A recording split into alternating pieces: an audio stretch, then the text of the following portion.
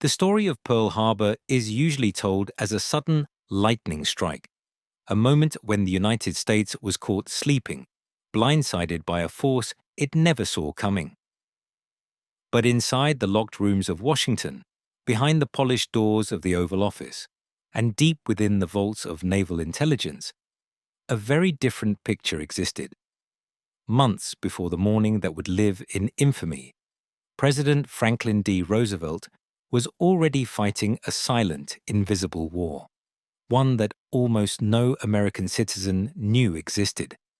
This war was waged not with battleships or bombers, but with codebooks, hidden antennas, and men and women who disappeared into windowless offices. It was a war fought with whispers, intercepted signals, and fragments of information that had to be stitched together like pieces of a jigsaw puzzle nobody had the full picture of.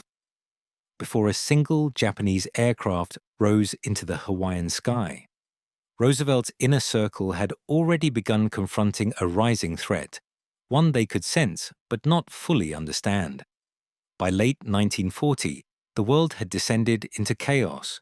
Europe was burning, Britain was barely standing, and Japan was expanding across East Asia with an ambition that terrified diplomats and military analysts alike. Roosevelt understood that the Pacific was becoming a pressure cooker, one that could explode with a single miscalculation. Yet officially, the United States was neutral. Unofficially, the president had authorized an aggressive intelligence campaign, one designed to uncover Japan's intentions before they became reality.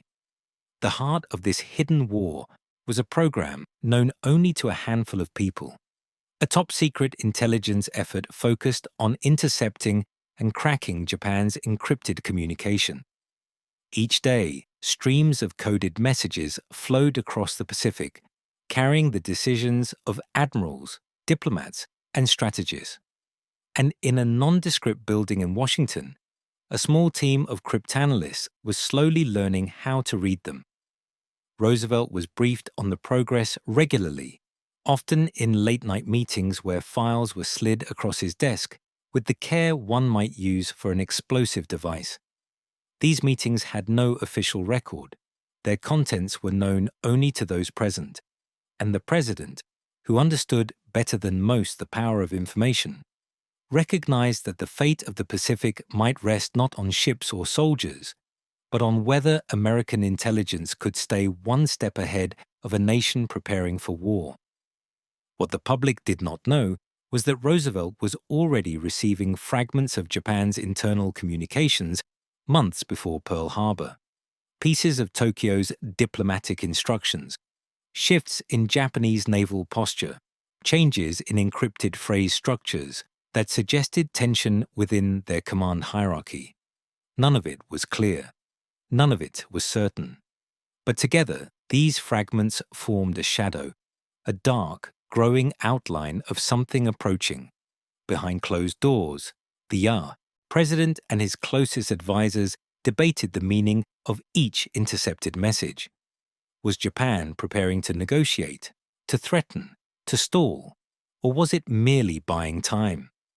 Roosevelt had spent years studying political psychology, and he suspected that nations, like individuals, often revealed their intentions not by what they said, but by what they stopped saying.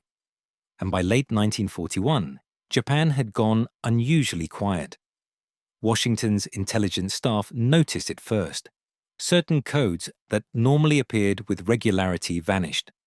Others suddenly began to change in structure. Analysts recognized these as signs of internal mobilization, the same patterns they had seen in other nations right before hostilities erupted.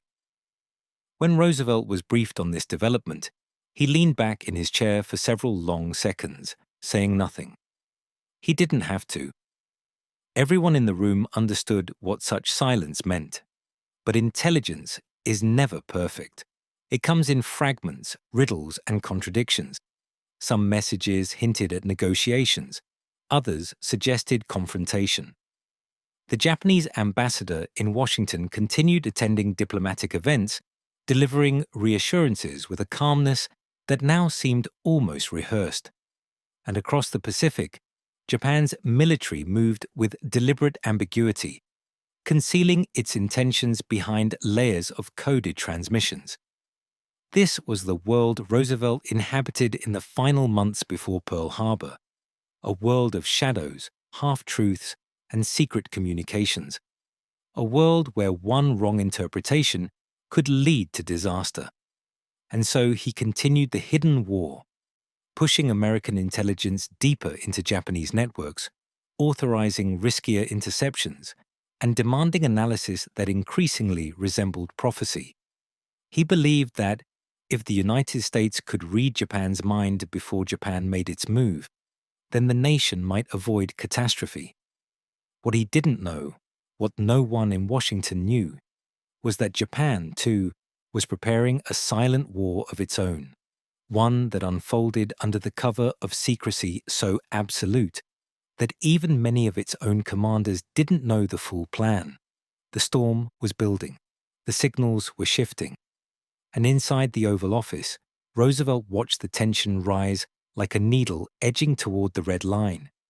History would remember the explosion on the morning of December 7th, but long before that moment, another war was already underway, a war of codes, a war of intelligence, a war in which Roosevelt, without firing a shot, was already a combatant.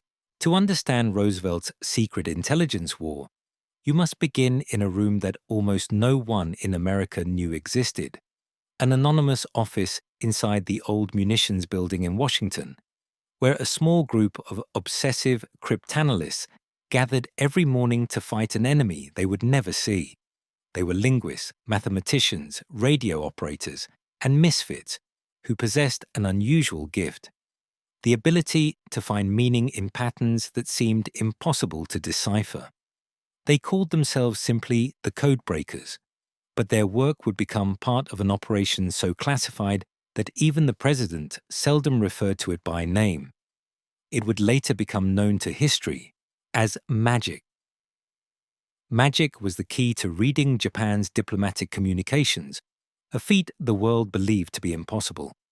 The Japanese had built their encryption systems with layers of complexity that only a handful of engineers understood, guarded by secrecy so intense that even many Japanese officials couldn't explain how the machines worked. Yet somehow, quietly and steadily, American cryptanalysts had begun to unlock their secrets. By the time Roosevelt ramped up his intelligence war in 1940 and 1941, the United States was already intercepting and decoding messages transmitted from Tokyo to embassies around the world. These messages weren't battlefield orders. They weren't maps of naval deployments or strike plans. They were diplomatic, subtle, often mundane. But diplomacy is the nervous system of war, and Roosevelt believed that if you could read a nation's diplomatic pulse, you could predict the moment its heartbeat changed. And in late 1941, Japan's diplomatic heartbeat began to quicken.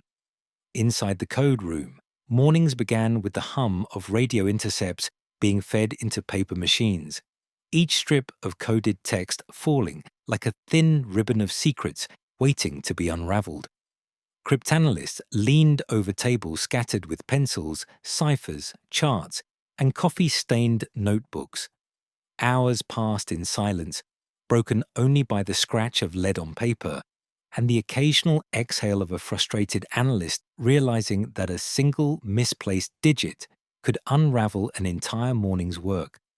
But then there were the breakthroughs, moments when a pattern clicked, when a repeated phrase confirmed a hypothesis, when a stubborn block of numbers finally revealed itself. In those moments, the cryptanalysts didn't cheer, they didn't clap, they simply exchanged glances that said everything. Another piece of the puzzle had fallen into place. The decrypted messages were sent up the chain with a stamp that read, "Top secret, eyes only." They passed from naval intelligence to army intelligence and eventually into the president's daily briefing folder. Roosevelt understood the significance of every document. Studying them with the intensity of a man who knew that information was the one weapon he possessed that Japan couldn't yet neutralize. The messages painted a picture of a nation under pressure. Tokyo instructed its diplomats to demand concessions from the United States. Negotiations grew strained. The tone of the communications hardened. Yet while diplomats continued to negotiate in Washington, magic intercepts revealed something far more troubling. Japan was simultaneously sending coded instructions to embassies across Asia and Europe to destroy sensitive documents, dispose of codebooks, and prepare for unexpected changes. Anyone who worked in intelligence recognized what such orders meant. They were the preparations of a nation moving toward war. Roosevelt read those lines silently, knowing what they implied but uncertain of the target. The Pacific was vast.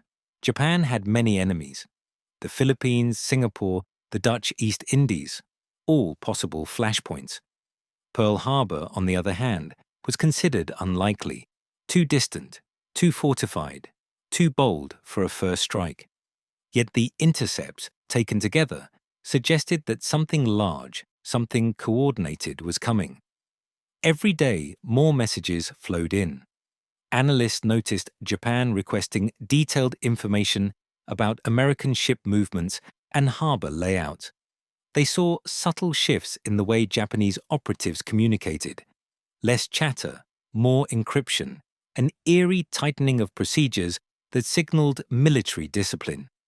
Roosevelt was deeply troubled. He pressed his intelligence chiefs for more clarity, more detail, more insight. But the intelligence community could only provide fragments. They knew something was coming. They just didn't know what. By November 1941, the atmosphere in Washington was electric with anxiety. Roosevelt appeared outwardly calm, smiling for photographs, shaking hands with diplomats, giving speeches that carried his usual confidence. But inside the White House, the president was increasingly restless.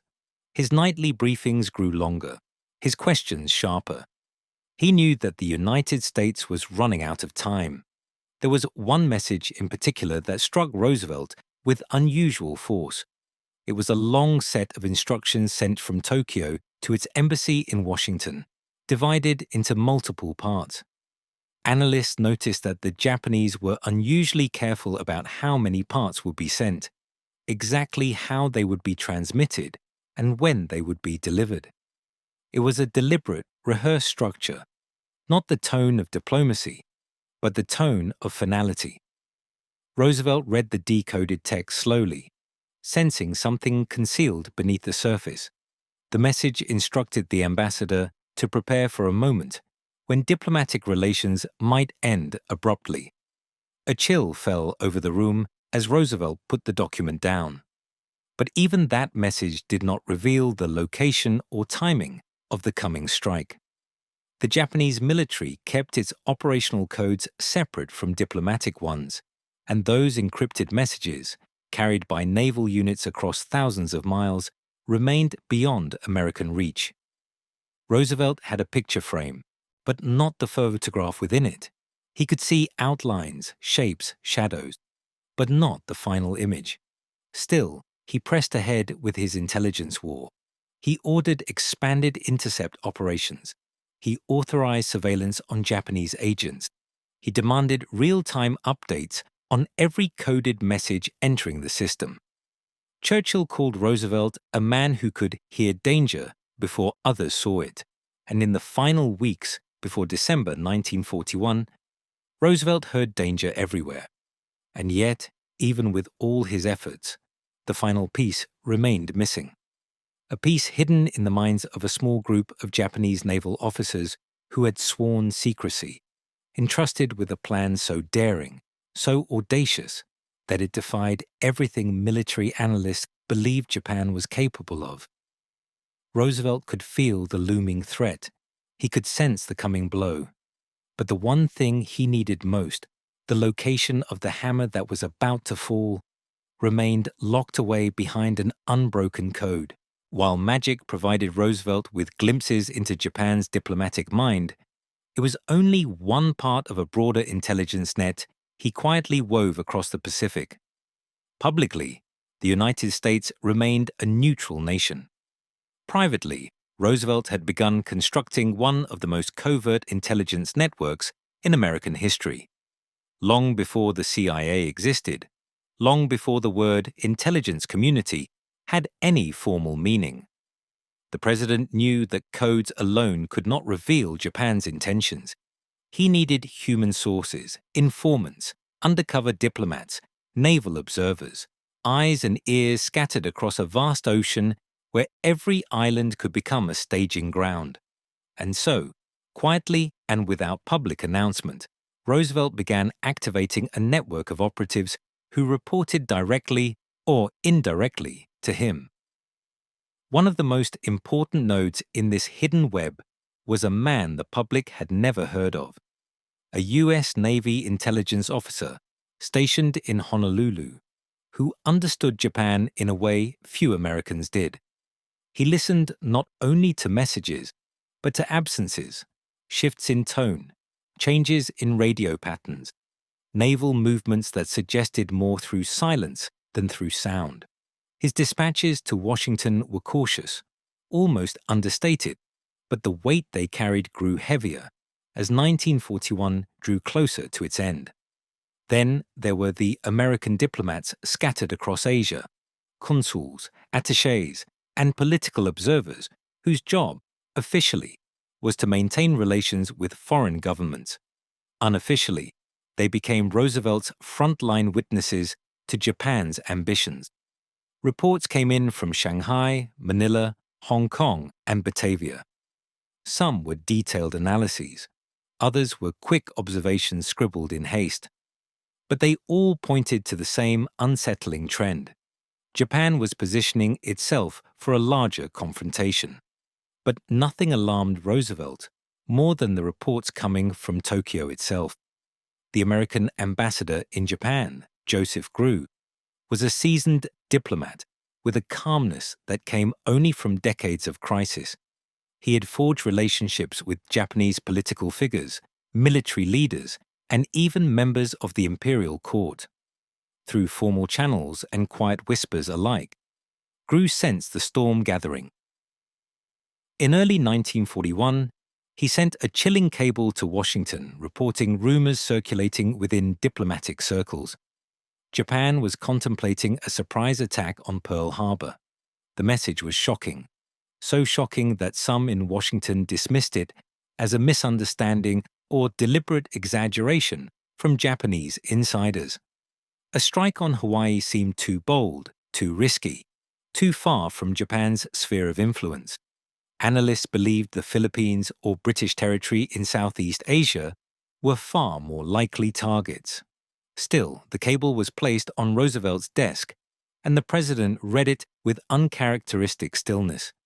He didn't dismiss it. He didn't panic. He simply filed it away in his mind, adding it to the growing mosaic of intelligence that depicted Japan's steady march toward war. Roosevelt's private intelligence channels extended even further. Merchant ships traveling across the Pacific carried observers who reported unusual Japanese naval activity. Missionaries living in remote towns noticed shifts in local sentiment. American businessmen, still operating in Japanese territories, sent letters hinting at increased military presence. Even wire services, telegraph networks that spanned Asia, occasionally picked up fragments of Japanese activity that raised eyebrows. The president read everything. He absorbed details from the trivial to the alarming, knowing that intelligence often hid its truth inside the mundane. Over time, a pattern emerged. Japan was moving with deliberate silence, like a predator whose final leaps were preceded by eerie stillness. But Roosevelt also understood that intelligence alone could not prevent war. It could only prepare him for it, and so he broadened his strategy, expanding the Navy's presence in the Pacific, strengthening defenses, and pushing for political measures designed to slow Japan's advance without provoking an immediate confrontation. Perhaps the most decisive of these measures was the oil embargo. Japan depended on American oil to fuel its navy, its aircraft, and its industrial engine. When Roosevelt tightened restrictions and later froze Japanese assets, he was effectively placing Japan in a chokehold, one that Tokyo could not endure indefinitely. American intelligence watched closely as the embargo's pressure mounted. What they saw was a nation forced into a narrow corridor where only two choices remained: retreat or war. Japan's leaders, bound by military honor and national ambition, were never going to retreat. Inside the White House, Roosevelt faced a dilemma that few presidents had ever confronted. He knew Japan was sliding toward conflict, but he didn't know where the blow would land. He possessed fragments of the enemy's intention, but not the timing or the point of impact. The intelligence he received each morning was like a map with half the terrain missing. Every day added new details, but the picture remained incomplete. What Roosevelt did not know, and what few in Japan understood fully, was that the final stage of Japan's war plan had already begun. Somewhere across the vast expanse of the Pacific, a fleet was preparing to vanish into the open ocean, leaving behind no radio signals, no visible trail, nothing that American intercepts could detect. The president sensed danger approaching, but the danger had already left its harbors. It was moving toward Hawaii with a silence more powerful than any code. The most chilling warning sign Roosevelt encountered in the days before Pearl Harbor was not a message that America decoded. It was the sudden absence of messages, the kind of silence that, in intelligence work, is more alarming than any threat spelled out in ink and code. Japan had always been a nation that thrived on meticulous communication. Its diplomats sent long reports, filled with detail and nuance. Its naval commands transmitted orders with clockwork precision. Its military attachés pinged Tokyo with updates even on minor developments. The rhythm of Japanese communication was steady, predictable, almost comforting in its reliability. And then, in late November 1941, that rhythm stopped. American intercept stations across the Pacific, from Hawaii to the West Coast to the Philippines, noticed it first. Operators leaned over their headphones, waiting for the familiar bursts of encoded Japanese traffic that usually filled the airwaves. Instead, they heard gaps, strange, unnatural gaps. Hours passed with no transmissions from units that normally checked in twice a day. Naval frequencies went quiet. Weather reports, usually routine and consistent, faded away. At first, analysts believed it was a technical issue: broken transmitters, atmospheric interference, perhaps even deliberate jamming. But across multiple frequencies, across thousands of miles, the silence maintained its grip. It was not a malfunction. It was a pattern. And patterns, in the world of intelligence, are signals. Roosevelt was briefed on the silence with a tone of concern that the intelligence chiefs tried, unsuccessfully, to disguise. The president listened carefully, his eyes narrowing slightly. He understood instinctively that nations do not go silent without reason. Silence meant movement. Silence meant preparation. Silence meant that Japan was protecting a secret so large that even the routine chatter had to disappear. In the intelligence world, silence before action has a name: radio deception. Japan had studied Germany's blitzkrieg strategy, including the crucial use of radio silence to conceal troop movements. Now, across the Pacific, Japan was perfecting its own version. But what made Japan's silence uniquely dangerous was that it wasn't total. It was selective. Diplomatic messages continued, Tokyo sending increasingly urgent instructions to its embassy in Washington. Those instructions, intercepted and decoded by magic, revealed a government preparing for a dramatic political rupture. Yet the military channels, the ones that mattered most, the ones that could reveal troop movements or naval deployments, those had gone dark. Roosevelt sensed the contradiction, the way a hunter senses the shift in wind before a storm. Japan was still talking diplomatically, but militarily it had vanished into the shadows. Then came a moment that alarmed even the most seasoned analysts. Japan ordered several of its embassies, Berlin, London, Washington, Manila, to destroy codebooks and sensitive documents. This was not standard practice. It was a prelude to rupture. Once a nation burned its codes, it intended to sever ties. Roosevelt was handed a decoded copy of Tokyo's destruction order. He read it slowly, expressionless, as though absorbing each word into his political instincts. After a long pause, he placed the page on his desk and tapped it lightly with one finger. The gesture was small, but those in the room understood its meaning. Japan was preparing for the end of diplomacy. Yet still, no one knew where the blow would fall. American analysts debated possible scenarios. The Philippines was a logical target. British Malaya offered strategic value. Dutch oil fields were essential to Japan's long-term survival. Many believed Japan would not dare attack Pearl Harbor. Too bold, too distant, too likely to trigger an unstoppable American response. But the silence deepened. Then came the most unnerving development of all. Japan issued a highly classified message to its embassy in Washington, instructing its diplomats to break a single, crucial communication into 14 parts and await Tokyo's signal to deliver the final portion at exactly a specific moment. Magic intercepted the parts as they arrived. Analysts decoded them one by one. Roosevelt was briefed daily, sometimes hourly. The contents painted a picture of failing negotiations, diplomatic breakdown, and rising tension. Yet even as the words sharpened, even as the political rupture became clear, one detail remained hidden: the military plan behind the diplomacy. The 14th part, encrypted, transmitted slowly, and protected with exceptional care, was not a declaration of war. It was worse.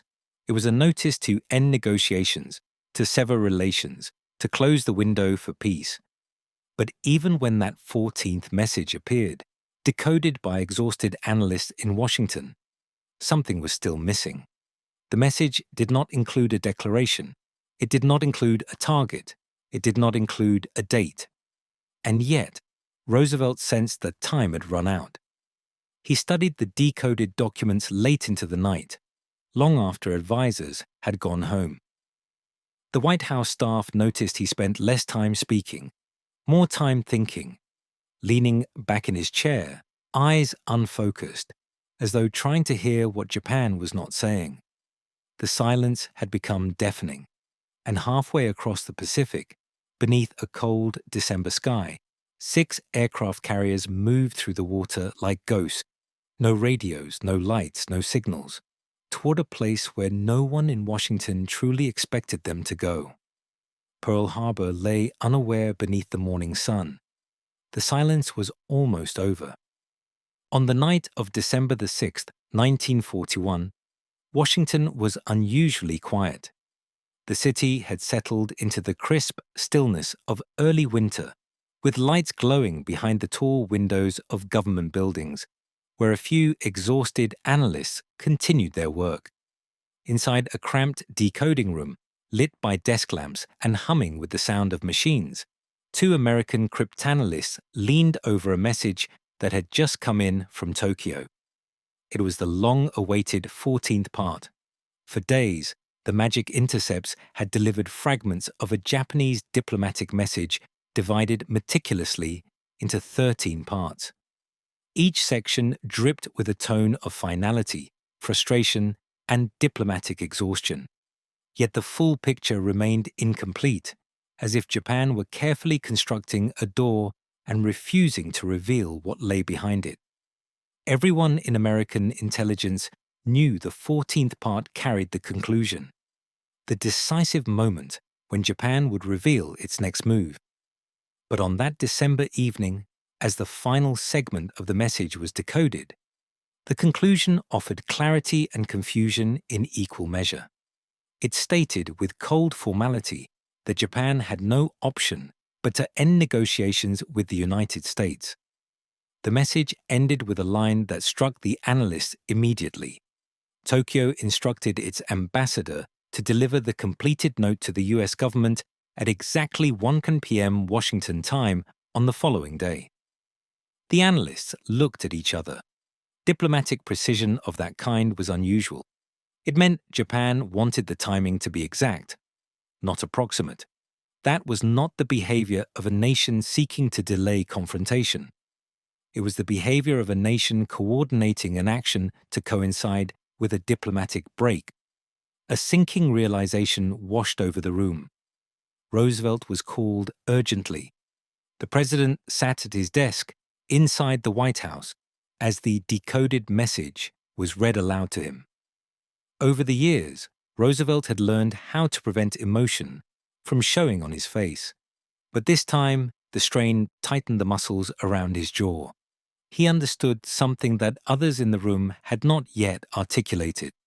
A scheduled diplomatic break meant Japan was timing something else, possibly something irreversible. "Something will happen tomorrow," he murmured. The group fell silent. No one needed further explanation.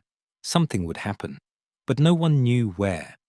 Across the Pacific, Pearl Harbor slept under the calm of a Saturday night. On Oahu, servicemen wrote letters, attended dances, and prepared for a quiet Sunday morning. The battleships rested side by side, their armor gleaming under the moon. On the north side of the island, radar operators trained on new equipment, not realizing the history they would be part of by dawn. Back in Washington, Roosevelt paced slowly, rereading the decoded fragments.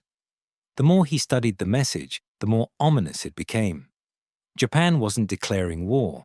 It wasn't threatening an attack. It was severing relations, a move that usually preceded conflict, but not always accompanied immediate violence.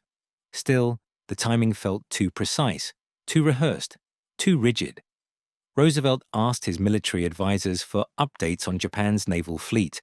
Analysts reported what they knew and what they didn't. They knew Japan's carrier force was no longer visible in its home ports. They did not know where it had gone. Some argued the fleet was likely en route to Southeast Asia. Others believed the carriers were hiding behind Japan's interior waters. No one suspected they were already thousands of miles east, heading straight toward Hawaii, shrouded in absolute radio silence. At nearly midnight, Roosevelt called a trusted aide into the Oval Office. He handed him a copy of the decoded message and spoke quietly, almost as if thinking aloud. "This means war," he said. But even the President of the United States could not know that in a matter of hours, while Washington tried to unravel Japan's diplomatic puzzle, Japanese pilots would already be climbing into their cockpits. By dawn in Tokyo, the strike force was in motion. By dawn in Hawaii, the sky would burn.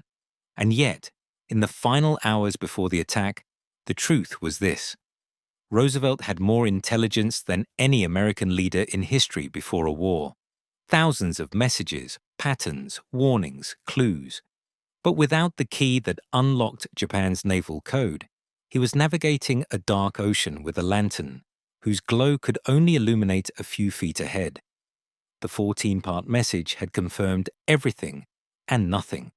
It was a doorway that revealed only shadows, not shapes.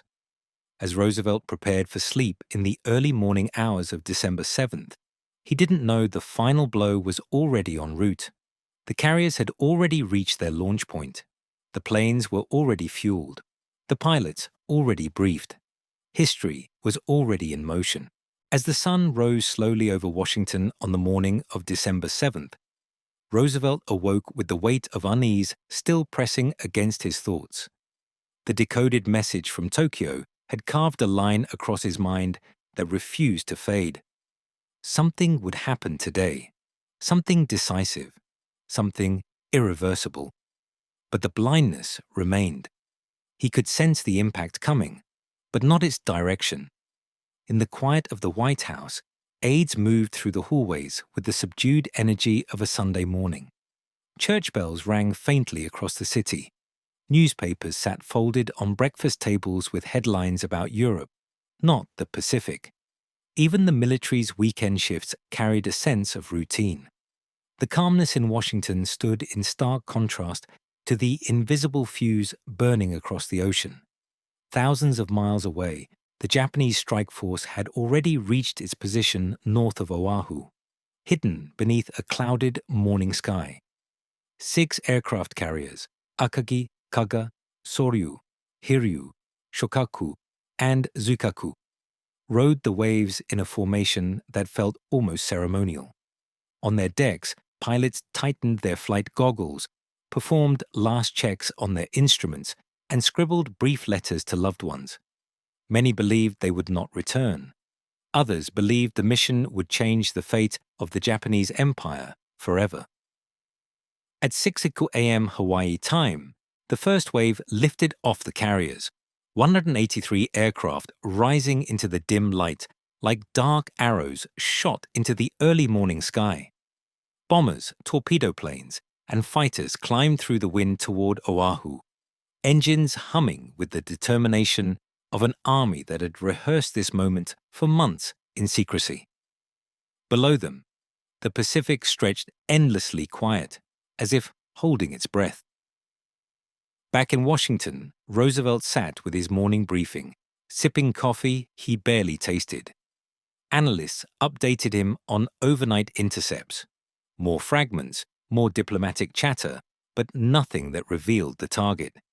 The 14th part of Japan's message still lingered like a whisper, warning of something just beyond sight. The president asked again about the Japanese fleet. Again, he received the same unsettling answer. Its location was unknown. Unknown. The most powerful naval force Japan possessed, and America could not say where it was. Meanwhile, in the lush hills of northern Oahu, 2 young U.S. Army radar operators were staring at their screen, watching as a large, unexplained formation appeared on their scope, approaching from the north, precisely the direction no one expected danger to come. They called the information center. A lieutenant, tired and inexperienced, brushed it off as incoming American bombers. The operators stood helplessly as the blip grew closer, larger, more defined, unaware they had just witnessed the first ghostly echo of the disaster to come.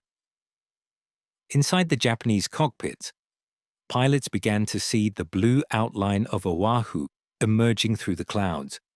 The island appeared peaceful, serene, palm, trees swaying, ships resting in the harbor, faint streaks of sunlight sliding across the water. One Japanese flight leader looked down at Pearl Harbor and felt a jolt of disbelief. The battleships were lined up perfectly, like targets drawn by an instructor. No smoke, no movement, no sign they were expecting anything at all. He whispered to himself, "It is as if they are asleep." At that same moment, in Washington, Roosevelt was handed an urgent update. American cryptanalysts had just decoded the final instruction Japan had sent to its embassy. Tokyo ordered its diplomats to deliver the full message precisely at 1 p.m. The president looked up sharply. He checked the clock. There were only hours remaining. He knew the significance of diplomatic timing. If Japan planned to break relations at 1 o'clock, the military action aligned with such a move could happen at any moment. He told his aides, "We must warn our forces." But time, already slipping away, was nearly exhausted. In Pearl Harbor, sailors enjoyed their Sunday freedoms. Fresh uniforms, music from portable radios, laughter echoing along the wooden piers. Some played baseball on grassy fields. Others slept in their bunks. Chaplains prepared for morning services. The battleships swayed calmly in the harbor, their metal hulls catching the reflection of a sky that was moments away from turning to fire. The Japanese first wave descended like a tightening fist. Pilots switched off safety levers. Bomb bay doors opened, engines roared with a rising, terrible pitch. And then came the moment when time fractured. At 7:55 a.m., the first explosions split the calm. Blinding flashes of orange and black that tore through the Sunday morning stillness. Columns of smoke climbed rapidly into the sky as battleships shuddered under the impact of armor-piercing bombs.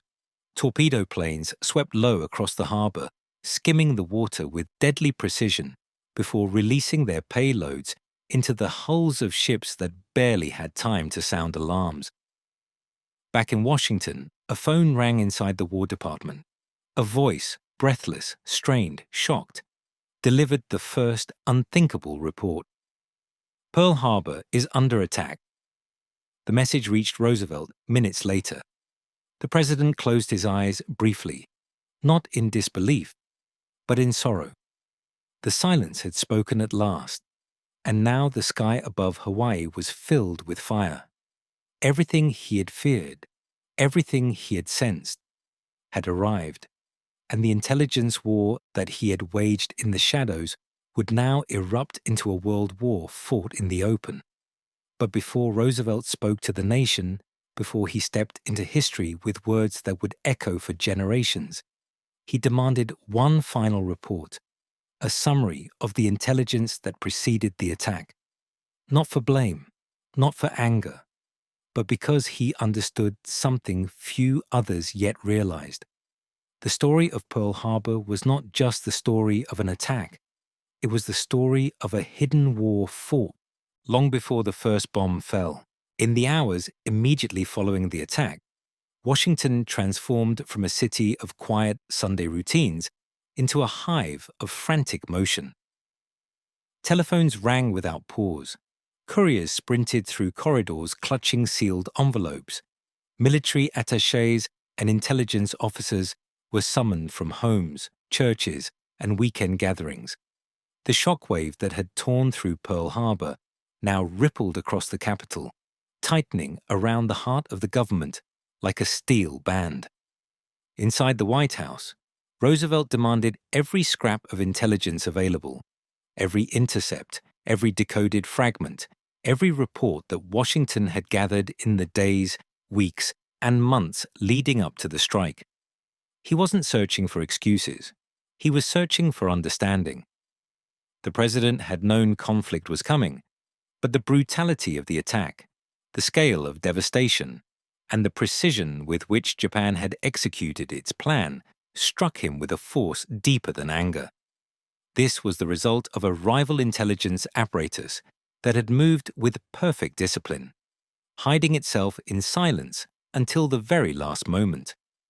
As naval officers and army officials poured into the White House, Roosevelt listened to their assessments, absorbing each word with the calm focus of a man who had faced crisis before.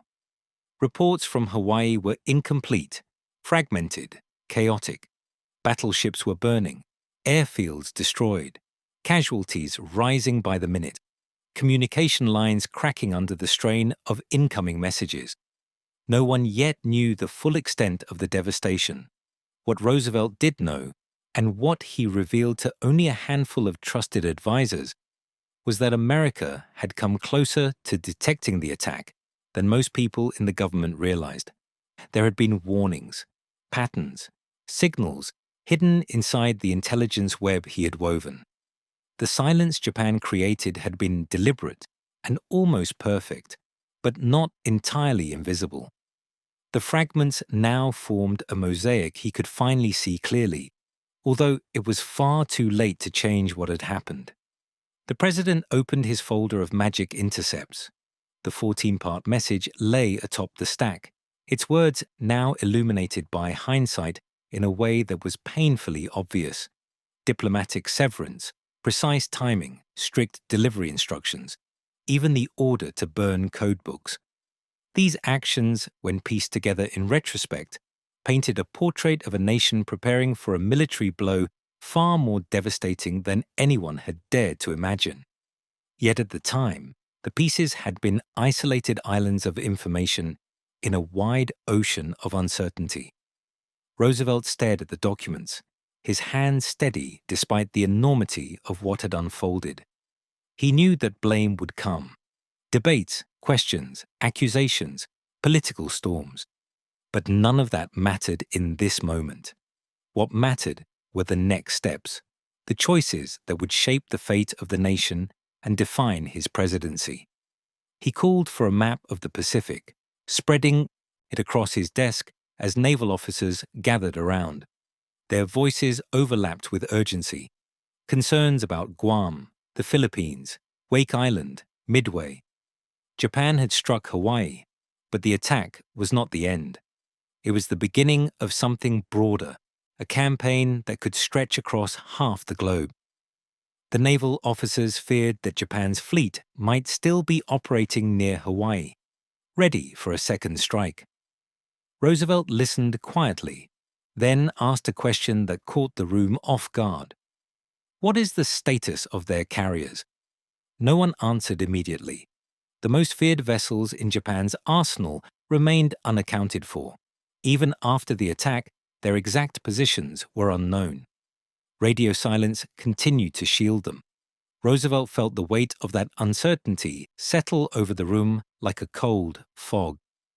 If Pearl Harbor had been the first blow, the second could come anywhere. Meanwhile, across Washington, intelligence officers began combing through the pre-attack messages with renewed intensity. Patterns emerged that were now unmistakable. Japan's silence had not been random. It had been strategic. Their fleet had slipped into a void beyond radio detection. Their pilots had trained for secrecy. Their diplomats had moved like actors performing the final act of a play no one else had read. A grim truth crystallized. Japan had executed one of the most successful operational deceptions in modern military history. Yet Roosevelt did not allow despair to take root. He understood something that others in the room could not yet see. While Japan's attack had dealt a catastrophic blow, it had also awakened a nation with a force unlike anything the world had ever witnessed. The outrage, the unity, the determination rising across America, these were weapons Japan had not accounted for. Roosevelt stood from his desk, signaling the end of the intelligence review. "Prepare my address," he told his speech assistant. The room fell still. Everyone knew what those words meant. He was about to speak not just to a nation in shock, but to a world in which every word would echo. He would tell the American people that the quiet Sunday morning had exploded into war.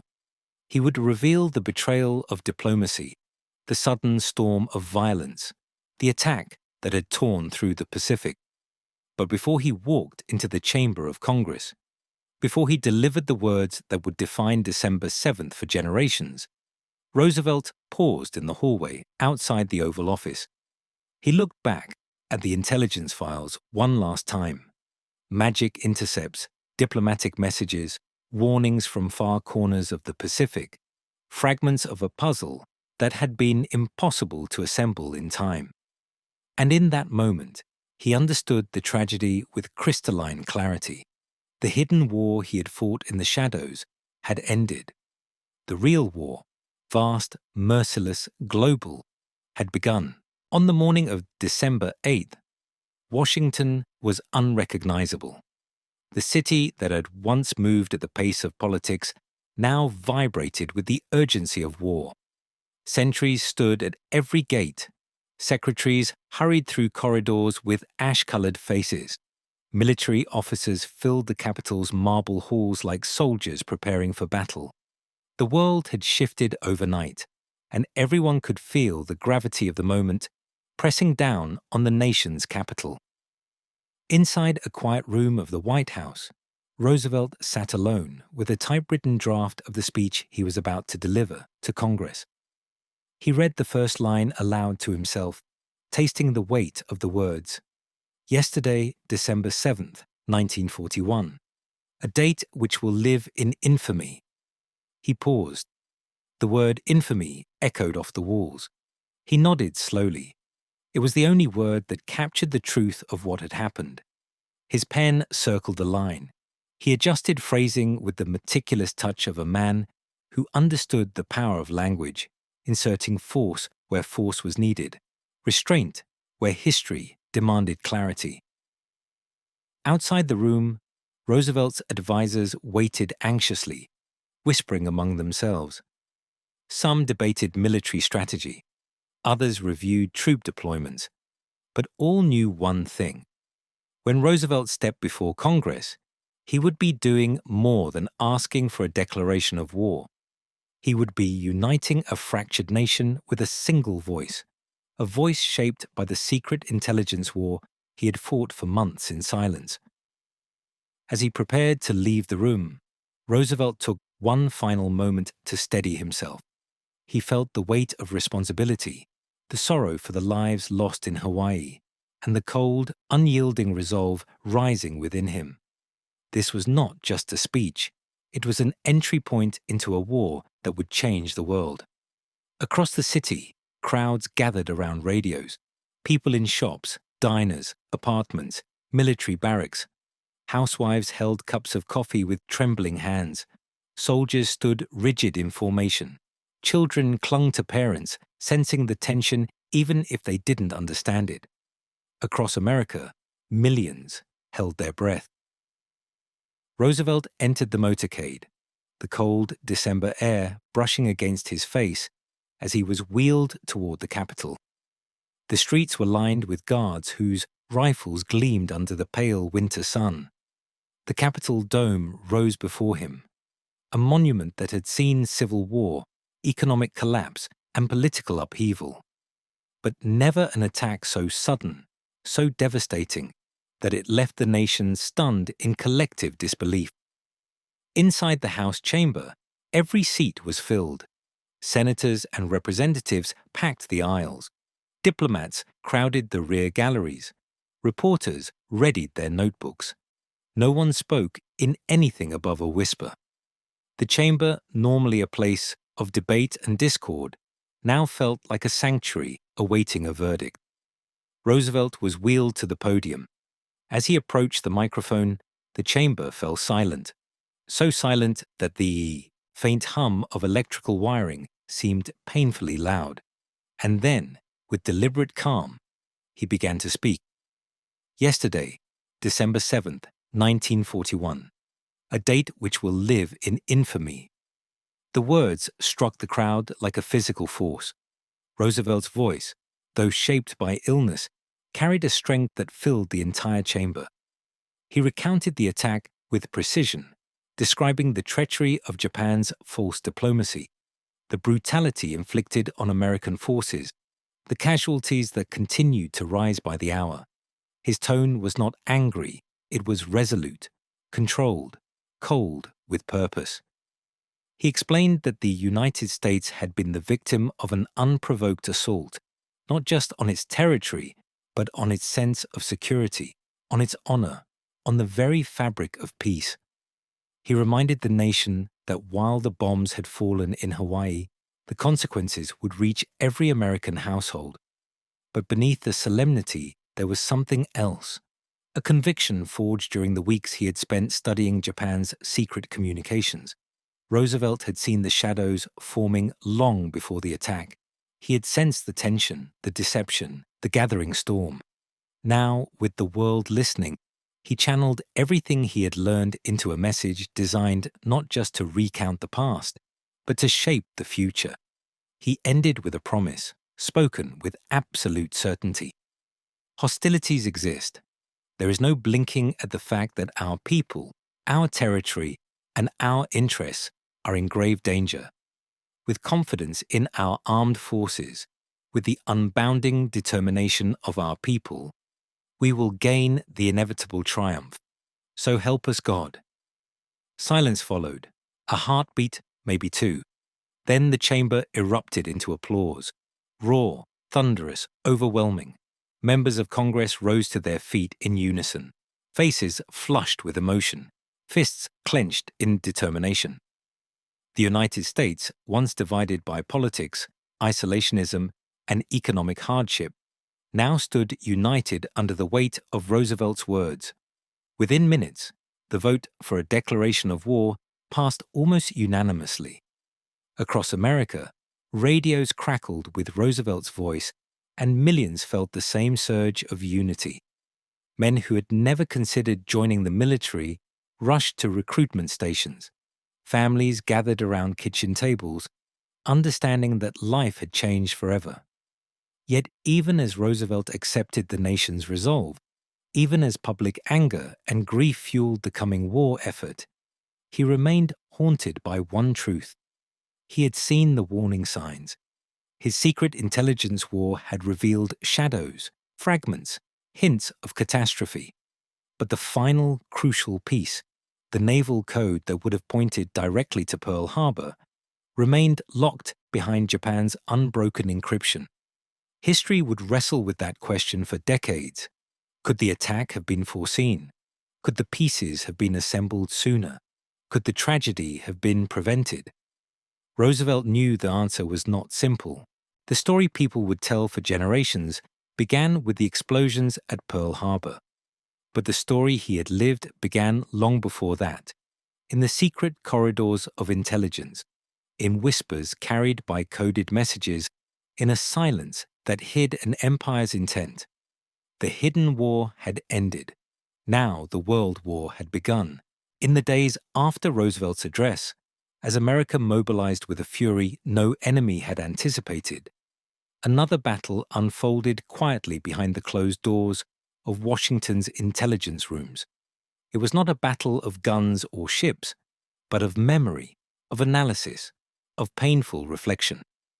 Officers sifted through mountains of documents, decoding logs, radio intercepts, diplomatic cables, and field reports.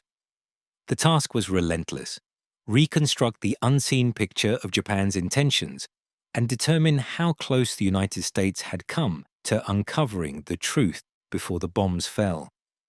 The deeper analysts dug, the more unsettling the revelations became. The intelligence before the attack had not been a barren wasteland.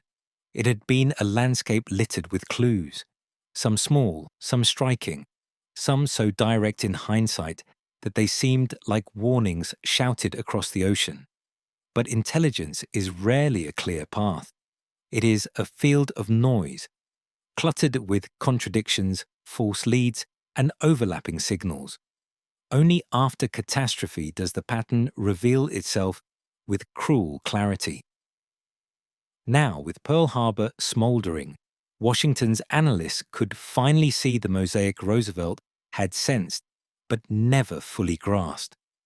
There had been the intercepted messages instructing Japan's embassies to burn their code books.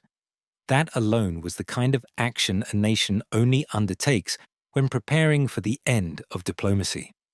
There had been the diplomatic cable from Ambassador Grew in Tokyo months earlier, warning, almost prophetically, that Japan's navy was considering a surprise attack on Pearl Harbor. At the time, the report had seemed improbable, even fantastical.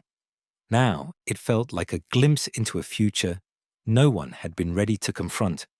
There had been Japanese interest in the precise layout of American naval harbors and ship positions. Analysts had noticed the unusual frequency of these inquiries, but with military targets scattered across the Pacific, the information had seemed too broad to be meaningful. There had been troop movements, shipping reports, and unexplained shifts across Japanese military districts. Signals scattered like sparks ahead of a fire.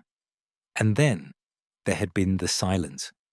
The strange, deliberate, almost unnatural lack of communication from Japan's carriers in the weeks before the attack. Some naval intelligence officers had flagged it. Others had assumed technical issues. Few had truly understood the meaning. The carriers had vanished into the Pacific with the intention of striking an enemy who believed they were safe.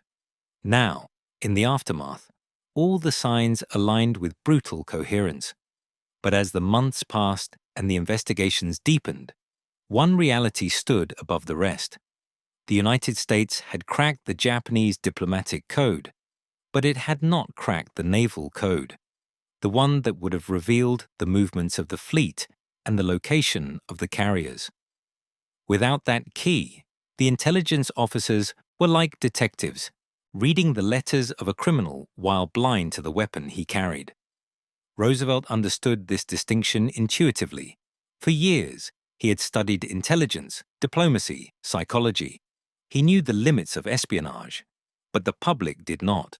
And in the emotional aftermath of Pearl Harbor, the desire for answers turned into a hunt for mistakes. Committees formed, reports circulated, careers trembled.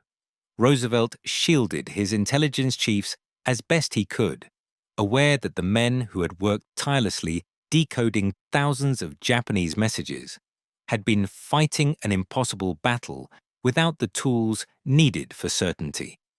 They had warned him of danger. They had sensed the tension. They had seen the diplomatic rupture forming like cracks in glass. But they could not see the carriers. No one could. Meanwhile, across the Pacific, Japan celebrated a victory it believed would force America into retreat. But Roosevelt saw something entirely different.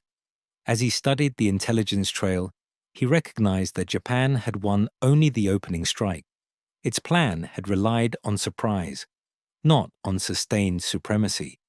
The attack had awakened the United States rather than weakened it.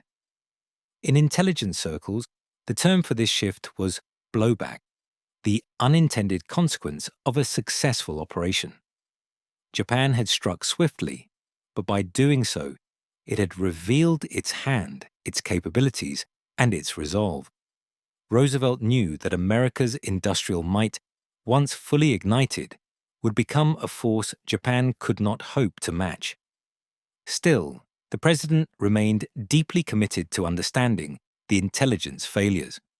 He pushed for expanded cryptanalysis, new intercept stations, more aggressive code-breaking initiatives. He met with analysts personally, asking questions that seemed almost philosophical. What does silence mean? How do we read what is not said? What patterns can we detect before patterns appear? His questions were not rhetorical. He intended to re-engineer American intelligence from the ground up, transforming the nation from a reluctant observer into a global intelligence superpower. In the shadows of these meetings, an idea began to form, an idea that would eventually grow into the Office of Strategic Services, the direct predecessor of the CIA. America needed not just intercepts, but spies, not just codebreakers, but analysts, not just information, but interpretation. Roosevelt's intelligence war had entered a new phase, born from the ashes of Pearl Harbor. But as he prepared to build this new intelligence machine, one question haunted him more than any other. If America had possessed the tools we would one day create, tools capable of seeing through Japan's silence, could Pearl Harbor have been prevented? It was a question no historian would ever fully answer. Yet Roosevelt knew one truth. The mistakes of the past would become the foundations of the future, and the intelligence failures that had preceded Pearl Harbor would soon transform into the intelligence revolution that would shape the rest of World War II. In the smoky, tension-filled weeks after Pearl Harbor, as America's military mobilized on an unprecedented scale, another mobilization took place behind closed doors, quiet, unseen, and every bit as urgent. Roosevelt understood that the war America now faced would be fought not only on land, sea, and air, but in the shadows. The era of modern intelligence had arrived, and the United States could no longer rely on fragments, intuition, or luck. The nation needed an invisible army, an organized, disciplined force built to understand an enemy long before its planes appeared on the horizon. The first step was to expand cryptanalysis. The codebreakers who had once worked in small, stuffy rooms began to multiply. new facilities were opened. Young mathematicians, linguists, and puzzle solvers were recruited straight from universities, chosen not for military experience, but for their uncanny ability to see patterns where others saw chaos. These recruits joined the veterans of magic, turning a handful of experts into a vast machine of minds working day and night to crack Japan's communications. The second step was more radical. Roosevelt approved the formation of a new intelligence organization, one unlike anything America had ever seen. Its mission was broad, aggressive, and often controversial. Espionage, sabotage, psychological warfare, behind-the-lines reconnaissance. The man chosen to lead it was William Wild Bill Donovan, a decorated World War I hero with the kind of daring spirit Roosevelt admired. Donovan understood immediately what Roosevelt intended. This was not simply an agency to study the enemy. It was to infiltrate the enemy, to anticipate its movements, to disrupt its plans, to understand its leaders, to learn its secrets before its armies mobilized. Donovan's new organization would become the Office of Strategic Services, the OSS, the embryo of what would one day become the CIA. In Donovan, Roosevelt found the embodiment of the intelligence renaissance he envisioned: bold, imaginative, unafraid of risk. Under his watch, America began training spies in camps hidden deep within national parks, teaching them how to infiltrate cities, blend into foreign cultures, operate radios behind enemy lines, and sabotage railroads and supply depots. The invisible war that had failed to foresee Pearl Harbor would now evolve into one capable of shaping entire battlefields. But the most dramatic transformation occurred in the realm of signals intelligence. Roosevelt demanded the impossible: break Japan's naval code. It was a monumental challenge. Japan's naval encryption, unlike its diplomatic code, was complex, dynamic, and ruthlessly protected. It changed regularly, often unpredictably. Without access to this code, Japan's fleet moved across the Pacific like a phantom, invisible to American analysts. But after Pearl Harbor, the American cryptanalytic effort intensified with an urgency bordering on obsession. Intercepts, stations sprang up across the Pacific, their antennas reaching into the night sky like metal claws grasping for secrets. Analysts worked through exhaustion, tracing radio fragments, exploring frequency patterns, building linguistic models, and attempting to decipher the seemingly impossible. Roosevelt visited these operations personally. He wanted to understand the barriers. He wanted to understand the progress. And above all, he wanted to eliminate the kind of blindness that had allowed the Japanese carriers to vanish into the ocean. Then, in early 1942, a breakthrough occurred that would alter the course of the war. American cryptanalysts succeeded in partially cracking the Japanese naval code, JN-25. The achievement was mind-bending.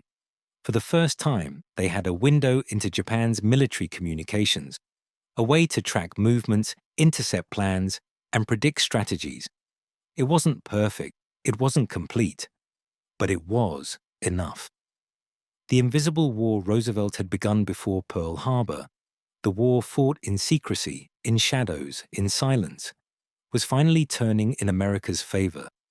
The implications of the breakthrough were immediate and staggering. Analysts began intercepting Japanese communications, discussing future operations, fleet movements, staging areas, and supply routes. They discovered plans that would have gone entirely unnoticed before the code was broken. They identified targets Japan hoped to conquer. They learned where its carriers intended to strike next.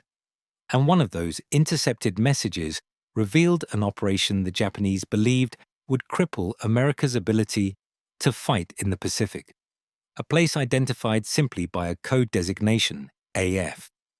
Intelligence officers weren't sure what AF meant at first, but as more Japanese messages flowed in, the pieces began to align. AF was preparing for attack. AF needed water supplies. AF was strategically vital. The analysts pieced it together. The location was a small atoll with an outsized importance in the Pacific. The target was Midway. When Roosevelt received the reporting, he did not react with shock, but with something sharper: vindication. America had been blind before Pearl Harbor. Now it could see. Japan's silence had once concealed its carriers. Now Japan's communications, once indecipherable, revealed the empire's intentions. Armed with this intelligence, the United States set a trap that would lead to one of the most decisive naval battles in world history. The Japanese fleet steamed toward Midway, believing the American carriers were far away. Instead, they were waiting, hidden, prepared, and guided by code-breaking. Roosevelt's intelligence revolution had reached its turning point. The war that began in silence would now pivot in secrecy. But as the president reviewed the intelligence briefings preparing for Midway, a single thought continued to linger, unspoken but present in the back of his mind. This clarity, this insight, this predictive power was what had been missing before the morning of December 7th. Now America possessed it, and the course of the Pacific War would never be the same again.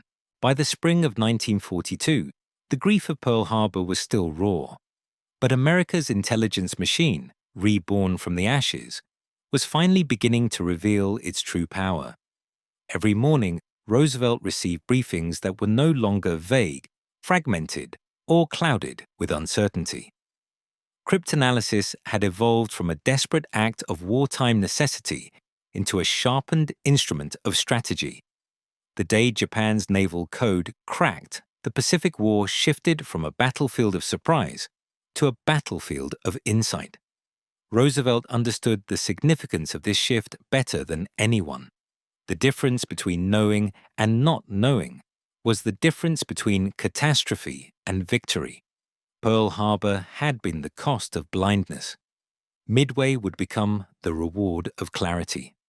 American cryptanalysts at Station Hypo in Hawaii, led by the brilliant and introverted Commander Joseph Rochefort, continued their relentless work deciphering JN-25. They worked in rooms so cluttered with code tables and papers that it looked as though intelligence itself had exploded across the floor.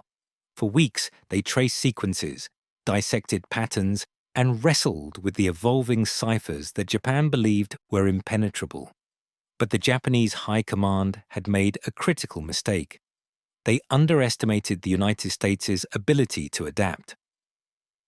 One morning, as Roosevelt's intelligence summaries landed on his desk, the message that would change the course of the war appeared. Intercepts confirmed that Japan was preparing a major operation targeting AF.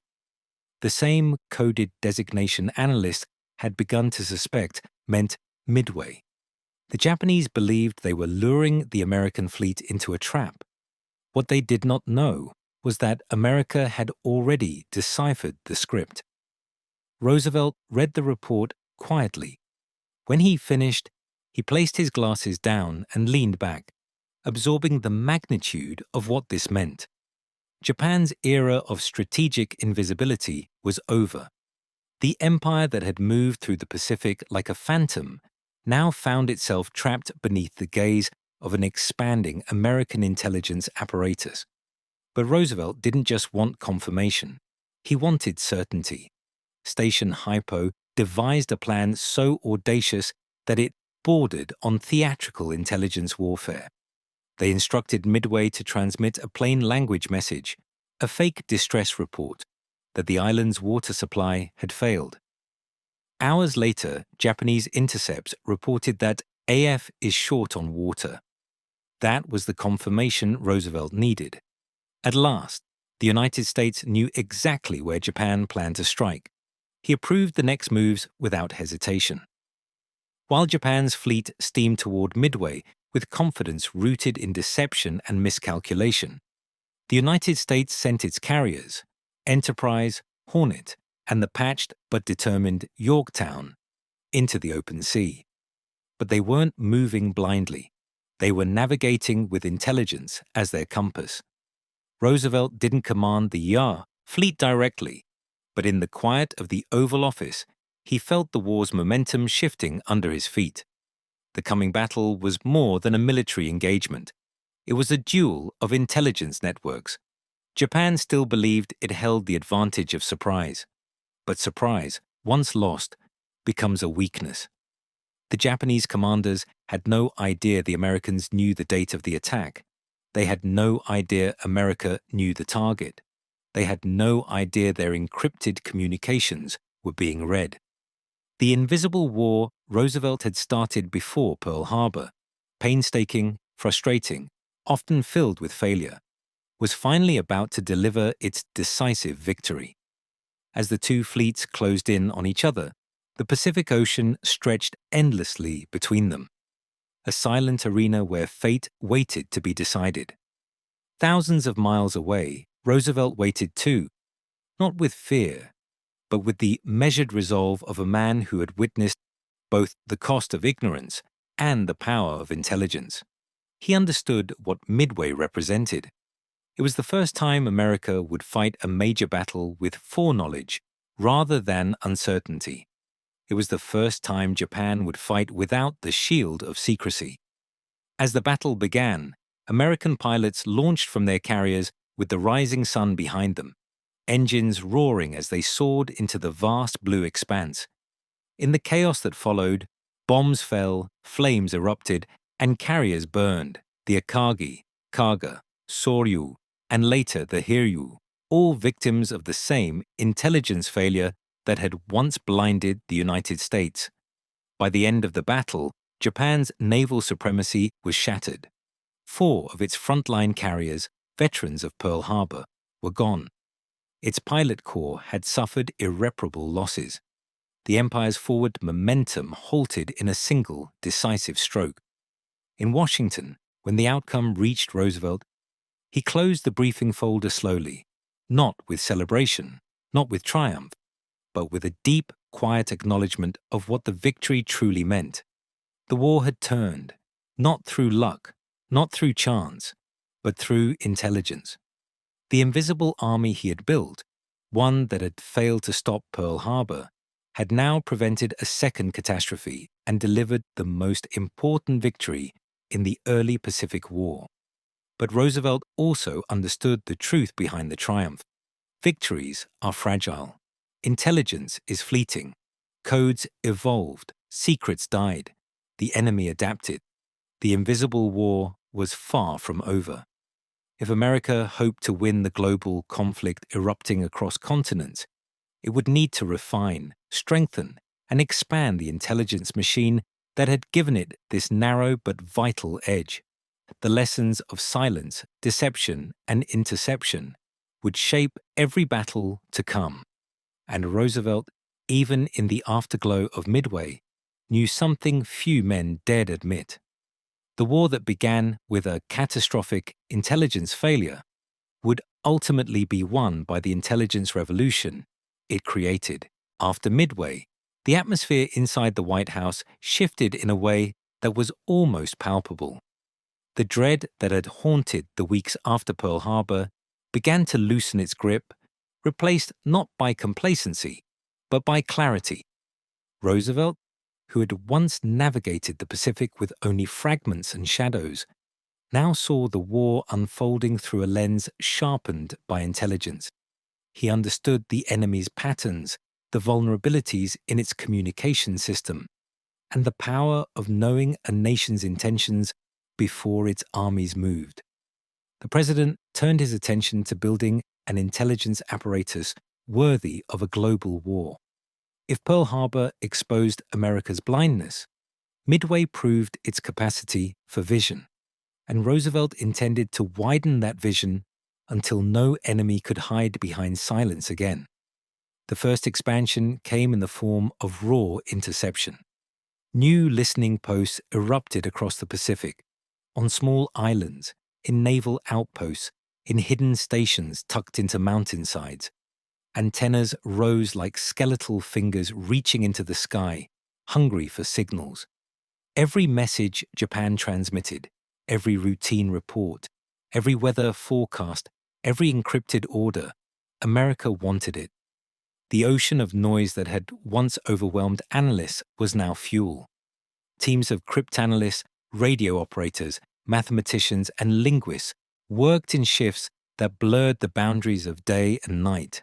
Station Hypo in Hawaii, Station Cast in the Philippines, news centers in Australia, all fed their discoveries to Washington. Every breakthrough was another thread pulled from Japan's cloak of secrecy. Every decoded message was another light turned on in a once dark room. Roosevelt devoured these updates with the same intensity he had shown before the war. But now, instead of searching for hints of an impending catastrophe, he analyzed the messages for opportunities, weak points, plans in formation, vulnerabilities that could be exploited before Japan realized they existed. Meanwhile, the OSS, Donovan's brainchild, grew into an intelligence giant with tentacles stretching across the globe. It operated in Europe, Africa, China, Burma, and Southeast Asia. Roosevelt personally encouraged Donovan to pursue bolder missions, to challenge the norms of espionage, to turn chaos into strategy. Under Roosevelt's guidance, America no longer observed the world. It infiltrated it. Agents were dropped behind enemy lines. Resistance groups were armed. Sabotage operations crippled Japanese supply chains. Misinformation campaigns sowed confusion among enemy commanders. Interrogations of captured soldiers weaved human intelligence into the tapestry of signals intelligence. For Roosevelt, intelligence was not a tool. It was a philosophy. And nowhere was that philosophy more evident than in the campaign that followed Midway, the long, brutal struggle for Guadalcanal. This campaign, unlike Pearl Harbor, unfolded with the benefit of foresight. American codebreakers intercepted Japanese messages detailing reinforcements, supply routes, and naval movements. They learned when Japan intended to strike, when its convoys would sail, when its aircraft would launch, and even how its commanders perceived the battle's progress. Roosevelt followed the intelligence closely, sometimes late into the night. Guadalcanal became an obsession, not because of its size, but because of its symbolism. It was the first major offensive the United States launched in the Pacific, the first time American troops faced a determined Japanese ground force in a brutal struggle of attrition. But unlike Pearl Harbor, Roosevelt could see the enemy's hand. When Japan planned nighttime resupply runs, the Tokyo Express, American intelligence intercepted the signals, allowing U.S. forces to prepare ambushes. When Japanese aircraft prepared raids, early warnings allowed American pilots to intercept them. When Japan attempted to reinforce the island with thousands of troops, American codebreakers revealed the timing, allowing U.S. naval forces to strike at precisely the moment of vulnerability. Slowly, painfully, relentlessly, the tide turned. Japan's forces, confident in their own secrecy, strained under an invisible force they could not understand. Supplies dwindled. Reinforcements fell short. Commanders issued orders unaware that the Americans were reading their intentions almost as quickly as they were transmitted. By early 1943, the Japanese position on Guadalcanal collapsed. The empire that once moved with silent precision now found itself hunted by an enemy that had learned to see through its shadows. Roosevelt understood what this meant. Intelligence was no longer simply a defensive necessity.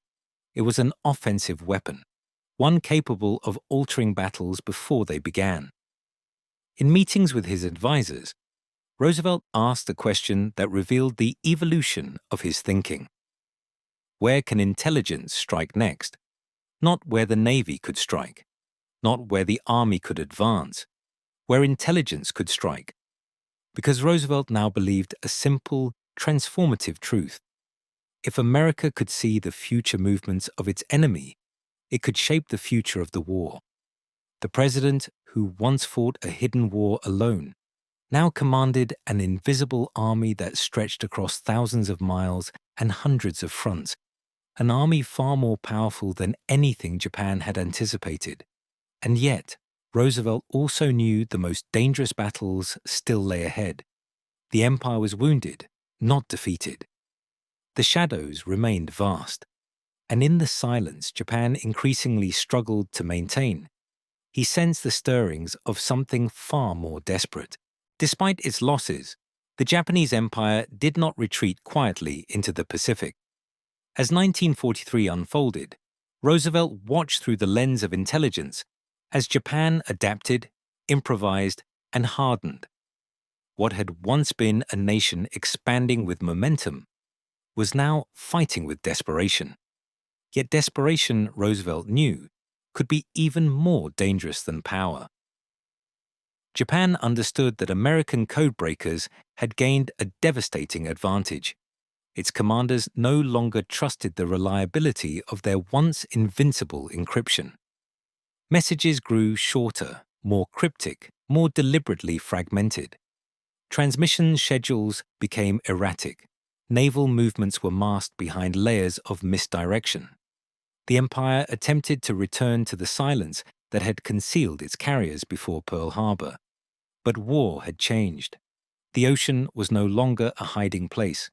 Intelligence had become the new terrain, and Roosevelt's invisible army learned to read even Japan's silence with alarming precision. Still, this shift created a new dilemma. The less Japan transmitted, the less America could intercept.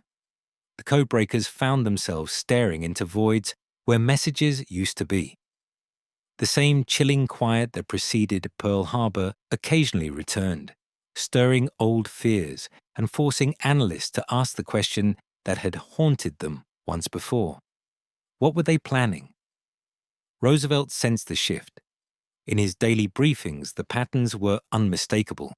Japanese naval radio traffic began to dip, especially among its remaining heavy units. Army movements in Southeast Asia were clouded in a new, disciplined secrecy. Japanese Air Command switched frequencies with unusual aggression. New ciphers appeared, crude but effective, forcing cryptanalysts back into the grind of decryption from scratch. What does their silence say? Roosevelt asked his intelligence advisors. It was a question without a simple answer. Silence can be a sign of confusion, or regrouping, or collapse, or preparation. Only context gives it meaning, and context in the Pacific was shifting rapidly. American forces were pressing forward along the island chains: Tarawa, Makin, Guadalcanal, Buna, New Guinea. The empire was being squeezed. Resources dwindled. Oil supplies tightened. Shipping routes shrank. Japan's outer ring of defense, once vast and impenetrable, began to crumble. Roosevelt watched this transformation with a deepening sense of inevitability. He recognized the classic pattern of a cornered adversary, a force that would respond not with retreat, but with radical measures. And then the intelligence reports confirmed his suspicion. Japan had begun training pilots for special attack missions that embodied a philosophy of sacrifice taken to extremes. Intelligence officers struggled to interpret the early intercepts. The language was oblique, poetic even, but the meaning became horrifyingly clear. These were not conventional pilots. They were suicide pilots. Thiki kamikaze had entered the war. Roosevelt read the intelligence summaries with a heavy stillness. He understood what this meant, not only tactically, but psychologically. Japan was preparing to weaponize desperation. When a nation chooses death over surrender, its tactics become unpredictable, its logic alien, its strategy unbound by conventional rules. But even as Roosevelt confronted this emerging threat, he also observed a contradiction within the intelligence. While Japan prepared for extreme measures, its command structure was fracturing. Intercepts revealed disagreements between the Imperial Navy and Army. Supplies often reached the wrong units. orders contradicted each other. A logistical collapse was underway. Roosevelt recognized this as the beginning of the end. What Pearl Harbor had concealed, Midway had exposed, and Guadalcanal had accelerated, was now becoming undeniable. Japan was running out of time. Still, the danger was far from over. A collapsing empire is a volatile one. Roosevelt's intelligence briefings grew heavier with reports of last-ditch defenses, civilian militias, and new code structures designed to obscure the movements of what remained of Japan's fleet. The codebreakers, meanwhile, found themselves working not only against Japanese encryption, but against the increasing scarcity of messages. Where once Japan's confidence flooded the airwaves, now only fragments drifted through the ether. Messages that hinted at troop shortages, dwindling oil, and the ghostly movements of submarines trying to resupply isolated islands. And then came the reports that chilled Roosevelt more than any carrier movement or kamikaze plan. Japan had begun fortifying the islands closest to home with an intensity that suggested preparation for an apocalyptic final stand. Their engineers dug tunnels, bunkers, caves, underground networks of steel and stone. Civilians were trained to fight. The empire was preparing to defend itself not just militarily, but existentially. Roosevelt realized the intelligence war was approaching its most dangerous phase. The more Japan weakened, the more unpredictable it became. The closer American forces drew to the heart of the empire, the more determined Japan became to blur, distort, and sever its own communications. But even in the growing darkness, intelligence revealed a truth Roosevelt clung to. Japan could no longer mask its desperation. Desperation has signatures. It leaks through even the strongest codes. It echoes in logistics, manifests in supply chains, and whispers through intercepted messages meant to disguise fear. And Roosevelt understood desperation better than most leaders. It was the final chapter in a story the Japanese Empire had written for itself the moment it attacked Pearl Harbor. But the story was not finished. The intelligence web he had built, one of cryptanalysis, espionage, reconnaissance, and psychological insight, would now be tested in the most perilous stage of the war. Because ahead lay the final island battles. Ahead lay the home islands of Japan. Ahead lay decisions that would shape the modern world. And Roosevelt sensed, with a weight he could not yet articulate, that the invisible war he had begun before Pearl Harbor was about to collide with a moral and strategic dilemma unlike anything the world had ever faced.